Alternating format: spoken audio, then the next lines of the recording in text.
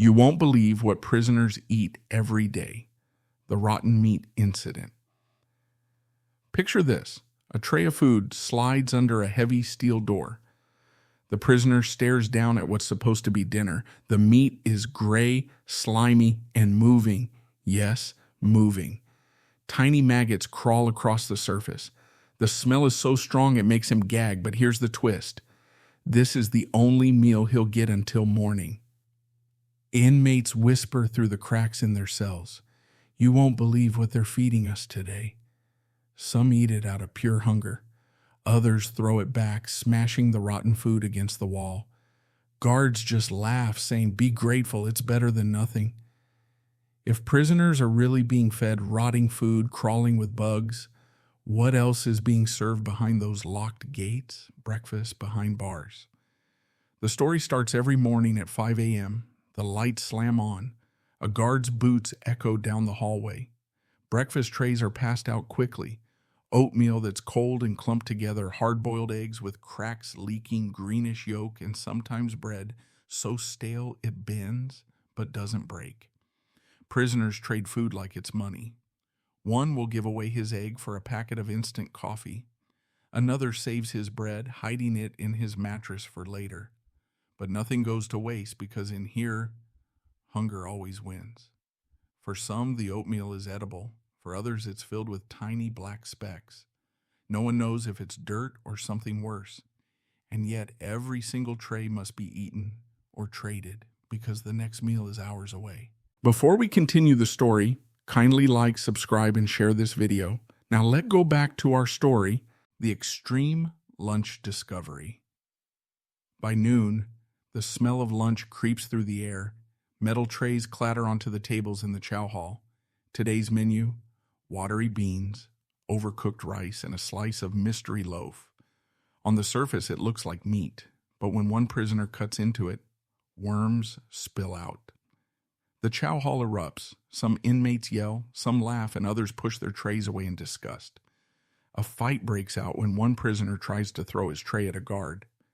The guards rush in, batons raised, dragging men to the ground. But the truth is clear. This isn't just bad food. This is punishment served 3 times a day. And the question remains, if this is what they're feeding them out in the open, what hidden horrors are still left to uncover in the prison kitchen's dinner desperation? After the chaos of lunch, dinner feels like a cruel joke. The prisoners line up again, but this time the food looks even worse. Thin soup with floating grease, 2 soggy carrots, and a slice of bread so damp it sticks to the tray. Some prisoners eat it quickly, just to fill their stomachs. Others can't even bring themselves to swallow it. The smell of wet bread and spoiled broth lingers in the air like a punishment.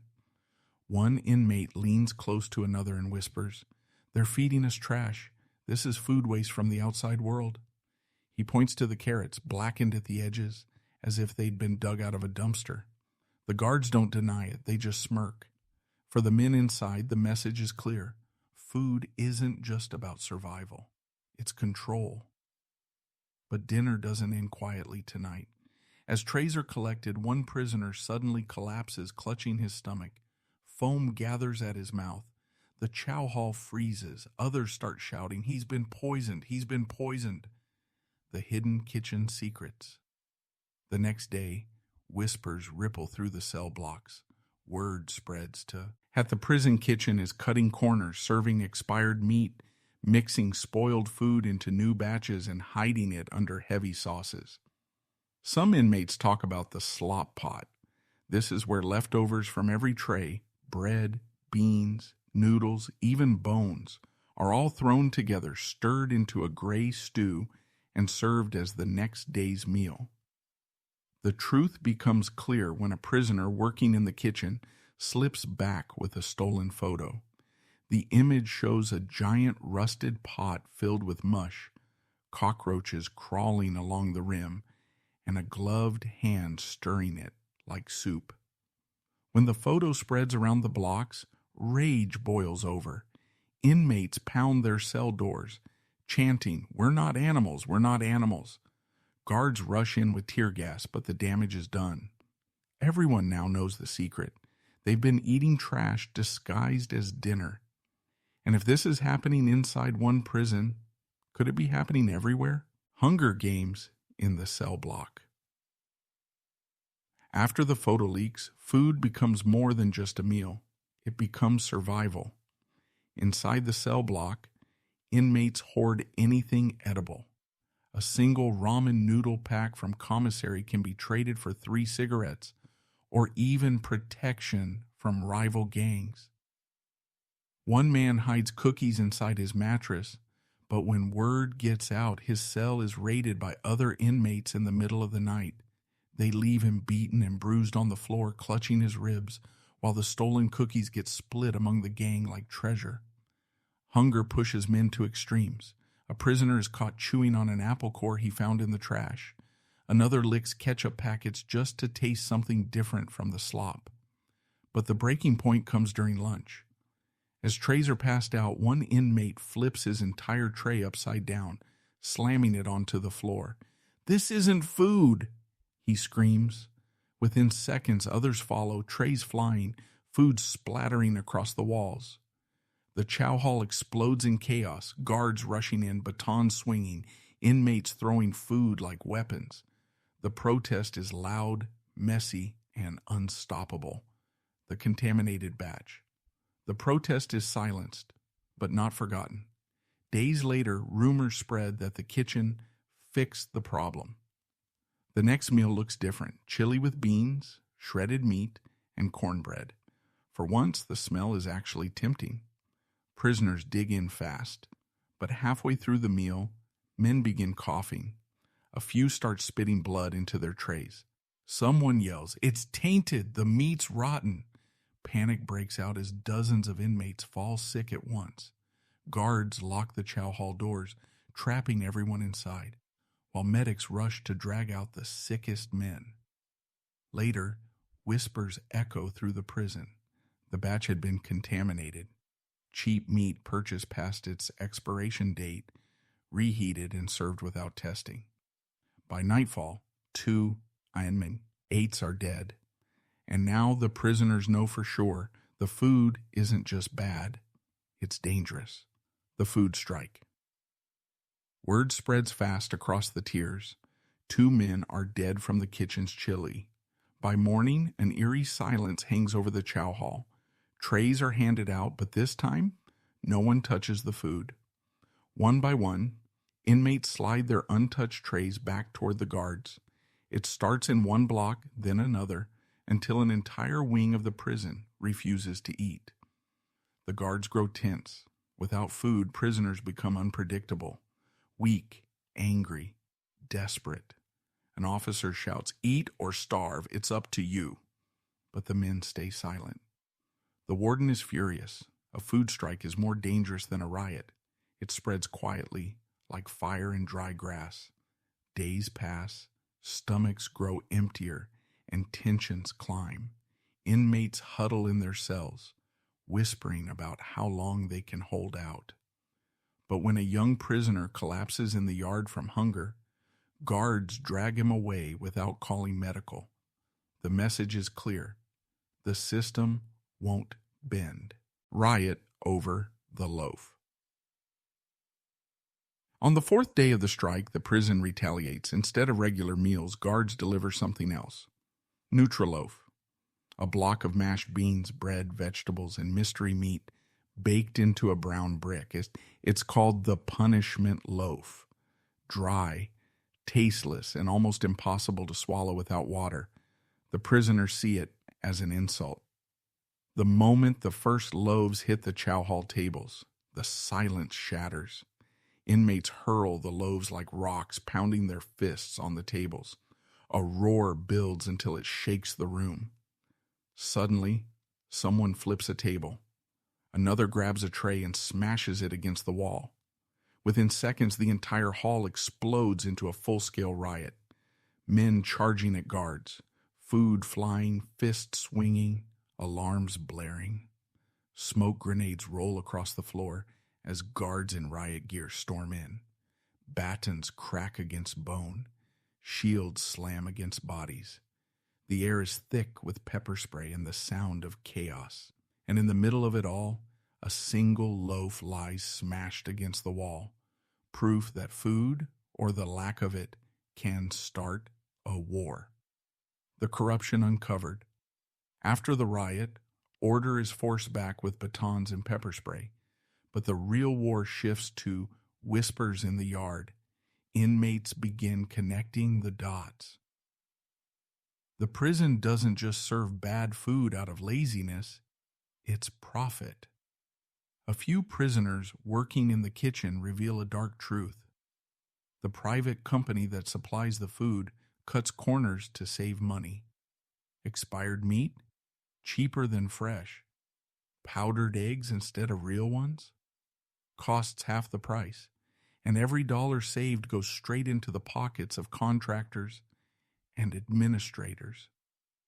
One inmate smuggles out a crumpled invoice.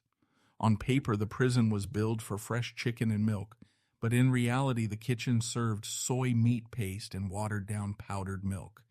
The missing money, no one can trace it. The discovery spree adds like wildfire. They're not just starving the men, they're stealing from them too. And for a prison already on edge, this isn't just about food anymore. It's about survival against a corrupt system. The kitchen takeover. The next boiling point comes when a group of inmates assigned to kitchen duty decide they've had enough. They've seen the rotten meat, the bug-infested storage rooms, the slop pot filled with days-old leftovers. One morning, instead of quietly cooking, they take control. They lock the kitchen doors, barricade them with carts, and grab knives meant for chopping vegetables. Alarms blare. Guards rush to the scene, but inside the kitchen, chaos reigns. Pots boil over, trays are smashed, and the stolen knives flash in the fluorescent light. One inmate climbs onto the counter, holding a knife in one hand and waving a moldy loaf of bread in the other. He screams, "This is what they feed us. This is what they think we're worth." The men inside cheer, banging pans against the walls like war drums. But outside, armed officers prepare to storm the kitchen with riot gear. The standoff has begun, and the entire prison waits to see if food will spark the bloodiest rebellion yet. The standoff turns deadly. Inside the kitchen, the air grows hotter with every second. Steam hisses from broken pipes, trays litter the floor, and prisoners clutch kitchen knives like lifelines. On the other side of the locked doors, guards in riot gear gather, shields raised, batons ready, pepper ball guns aimed. The order comes down from the warden. End this now. The doors crash open. Tear gas floods the room. Prisoners cough, stumble, and swing wildly. Knives clash against shields, pans fly through the air. In the chaos, one inmate is tackled to the ground, screaming as his head is slammed into the tile. Another is dragged across the floor, leaving a trail of blood from a deep cut in his arm. When the smoke clears, the kitchen is destroyed. Pots overturned, food scattered, walls smeared with chili and blood. The rebellion is crushed, but the message is louder than ever. Food can kill, and food can ignite war. Starvation games. After the kitchen rebellion, the prison clamps down. Meals shrink. Portions that were already small now come in half scoops. Prisoners line up, staring at trays that hold nothing more than a scoop of beans and a thin slice of bread. Inmates begin losing weight fast. Some men's cheeks hollow out, their ribs poking through their skin. Others whisper about eating toothpaste just to feel full. The strongest turn predatory. Gangs now control the food trade in the commissary. A single pack of ramen becomes more valuable than money. Cigarettes, favors, even protection are exchanged for a taste of real food. Then, one night, a horrifying discovery. A prisoner is caught in his cell chewing something under his blanket. Guards yank it away. It's a dead rat. The block falls silent. Hunger has stripped away humanity itself. whispers of cannibalism. The prison sinks into a dark rhythm. Meals are smaller than ever, and men fight over scraps like wild dogs. Some chew on pencil erasers or drink hot water pretending it's soup just to quiet their stomachs. But then rumors begin. A guard whispers that a body part went missing from the morgue after an inmate died in solitary. Prisoners start saying one of the starving men cut into it, desperate to survive. Most laugh it off as an ugly joke, but when a prisoner in the yard mutters, "Meat is meat," no one laughs. Eyes dart nervously. For the first time, men are not only afraid of the guards, but of each other. The fear spreads faster than hunger, and in a place where survival is currency, the unthinkable suddenly feels possible. The boiling point riot. Tension finally explodes during dinner. The prison serves Nutraloaf again, brick after brick, dumped onto trays like dog food. This time the men don't just throw it, they attack. Chairs fly, fists swing, and dozens rush the serving line. The kitchen window shatters as inmates shove trays back through the slot, screaming, "We're not animals!" Guards try to hold the line, but the riot spreads. Prisoners flood the yard, setting fire to trash cans, smashing windows with broken trays. Smoke rises into the night sky as alarms wail across the compound. Helicopters hover overhead. Sirens echo for miles. And for the outside world watching, it looks like war, but inside, the men know the truth. This isn't just a riot, it's a battle over food. The media storm. The riot makes headlines. Helicopter footage of smoke rising from the yard plays on every major news channel. Reporters crowd outside the gates demanding answers. Families of prisoners hold signs. "They're starving our sons." Protesters chant through megaphones calling for investigations. The warden stands stiff at a press conference, insisting the food is nutritious and balanced. But leaked photos tell another story. Moldy bread, maggot-filled meat, and trays of slop no dog would eat. Social media erupts with outrage. Politicians tweet about prison reform. Even celebrities weigh in, asking, "How is this happening in America?" For the first time, the prison can't hide. The world is watching. Yet inside the walls, the men know the cameras will move on, and when they do, the food will only get worse. Poison in the pot. Just days after the riot, the kitchen serves stew. Thick, brown, and surprisingly hot. Some men hesitate, suspicious. Others dig in quickly, too hungry to care. Minutes later, screams erupt. Inmates double over, clutching their stomachs, vomiting across the chow hall floor. A few collapse, shaking uncontrollably. The prison goes into lockdown. Guards in hazmat suits swarm the kitchen. Rumors fly, rat poison, bleach, or maybe spoiled meat, deliberately slipped into the pot. No one knows for sure. But the truth doesn't matter to the men on the ground, choking and convulsing. For them, the message is clear. Eating inside these walls is a gamble. Every tray could be their last. The prisoner showdown. After the poisoning, the prison erupts with fury. Inmates pound their cell doors, chanting so loud it shakes the concrete. "No more food. No more food." The guards try to keep order, but the tension is volcanic. At evening chow, prisoners refuse to line up. Instead, they sit on the floor in silent defiance.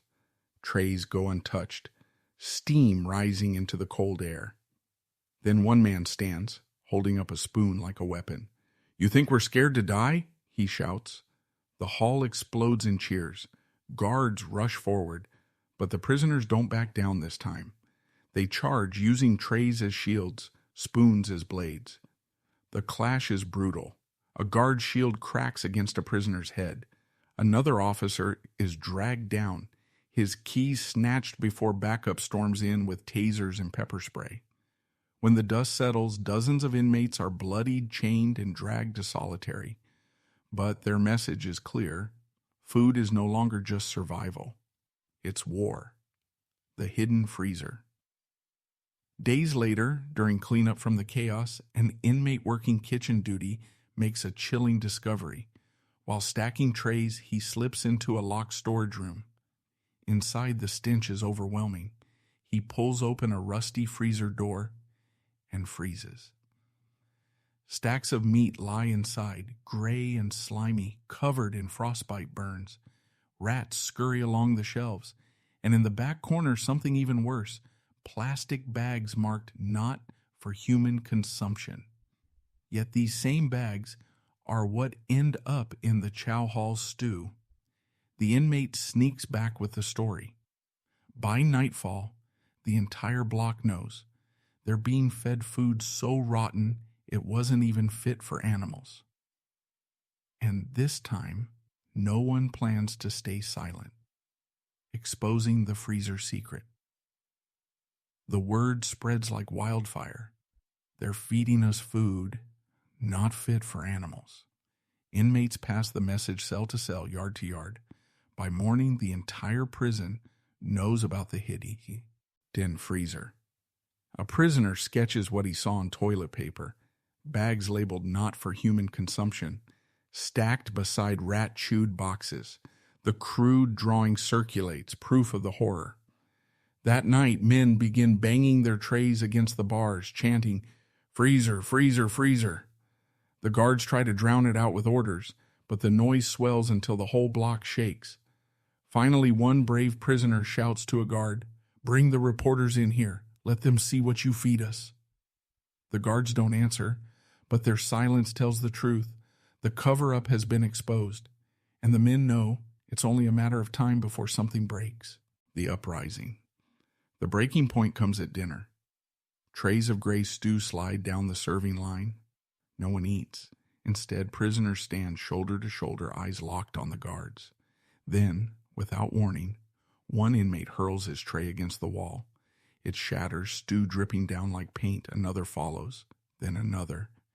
In seconds, the chow hall erupts. Hundreds of men rush forward, flipping tables, smashing trays, and overpowering guards. Someone yells, "To the kitchen!"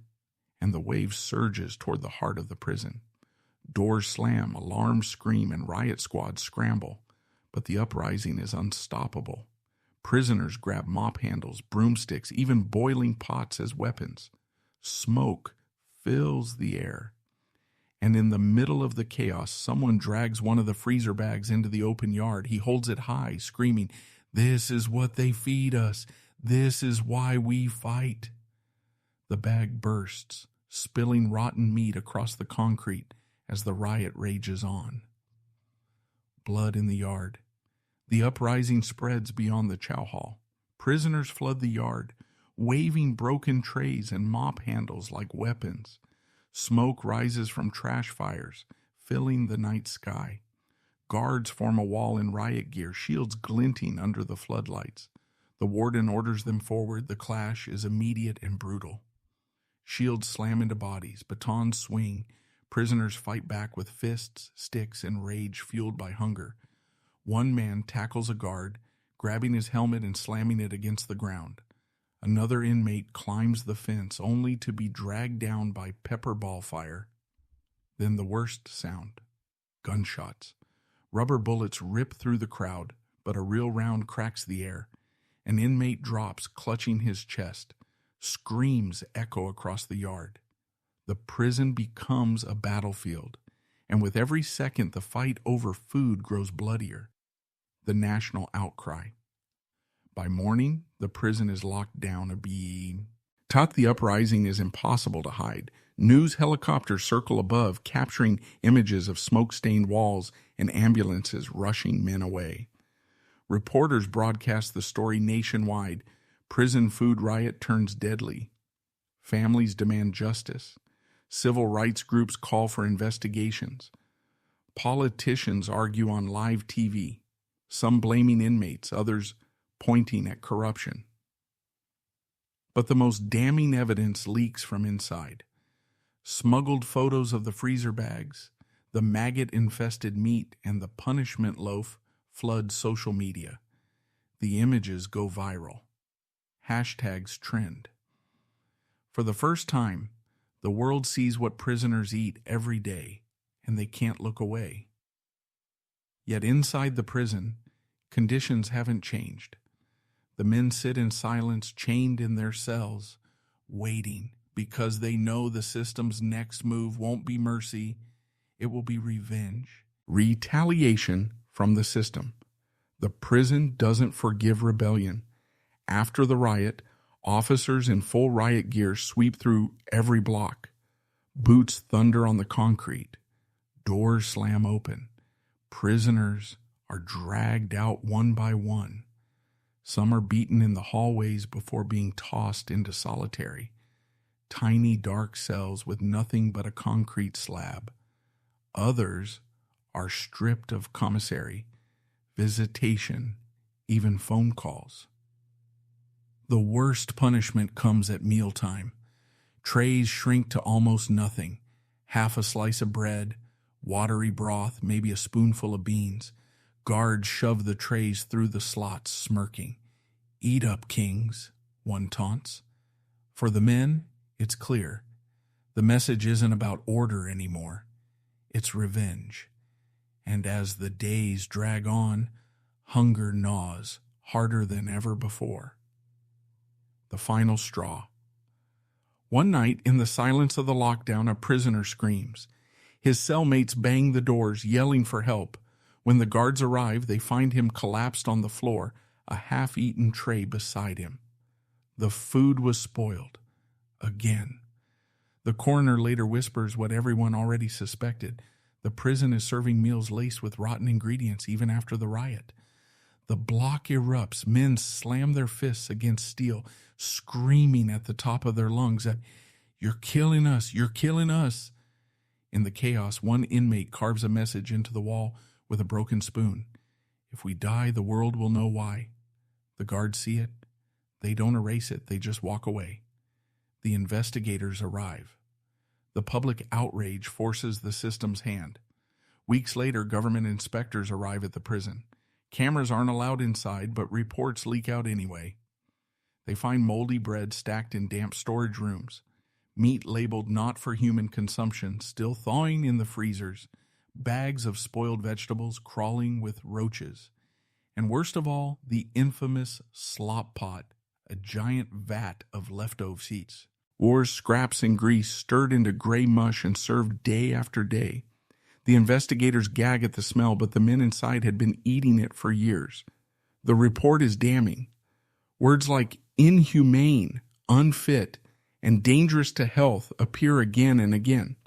Families demand lawsuits. Politicians promise reform.